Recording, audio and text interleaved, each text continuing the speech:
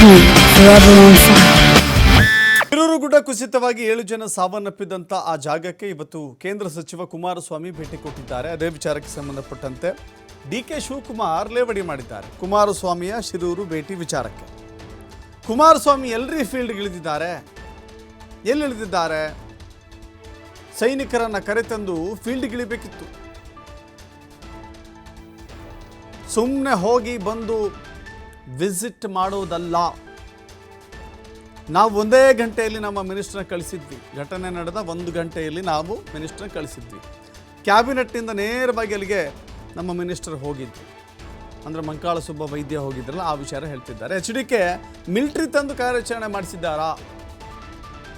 HDK ಬರಲಿ, ಬೇಡ ಅಂದವ್ರು ಯಾರು ಅಂತ ಹೇಳಿ DK ಶಿವಕುಮಾರ್ ಲೇವಡಿ ಮಾಡಿದ್ದಾರೆ.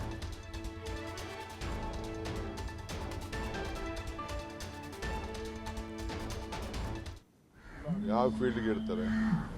ಏನಾದ್ರು ಮಿಲಿಟ್ರಿ ಕರ್ಕೊಬಂದು ಓಪನ್ ಮಾಡಿಸಿದ್ರೆ ಅವ್ರು ಫೀಲ್ಡ್ಗೆ ಇಳಿದವ್ರೆ ಅಂತ ಹೇಳಬೇಕು.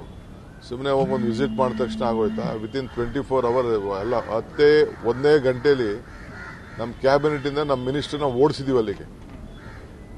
ಯಾರನ್ನ?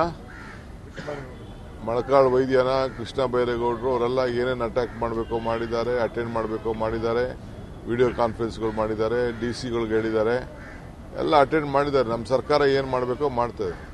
ಅವ್ರೇನಾದ್ರು ಇದನ್ನ ಮಿಲಿಟ್ರಿನ ಡೆಪ್ಲಾಯ್ ಮಾಡಿಸಿ ಮಿಲಿಟ್ರಿ ಅವ್ರ ಕೈಲಿ ಕೆಲಸ ಮಾಡಿಸಿದ್ರೆ ಹೇಳ್ಬೋದಾಯ್ತು, ಕೇಂದ್ರ ಸರ್ಕಾರ ಭಾಳ ನಮಗೆ ಮುತುವರ್ಜಿ ವಹಿಸಿದೆ ಅಂತೇಳಿ. ಸೊ ನಮಗೇನು ಅದರಿಂದ ಏನು ಕಾಣೆ? ಯಾವ ಫೀಲ್ಡ್ಗೆ ಇರ್ತಾರೆ? ಏನಾದ್ರು ಮಿಲಿಟ್ರಿ ಕರ್ಕೊಬಂದು ಓಪನ್ ಮಾಡಿಸಿದ್ರೆ ಅವ್ರು ಫೀಲ್ಡ್ಗೆ ಇಳಿದವ್ರೆ ಅಂತ ಹೇಳಬೇಕು. ಸುಮ್ಮನೆ ಹೋಗೊಂದು ವಿಸಿಟ್ ಮಾಡಿದ ತಕ್ಷಣ ಆಗೋಯ್ತಾ? ವಿತಿನ್ 24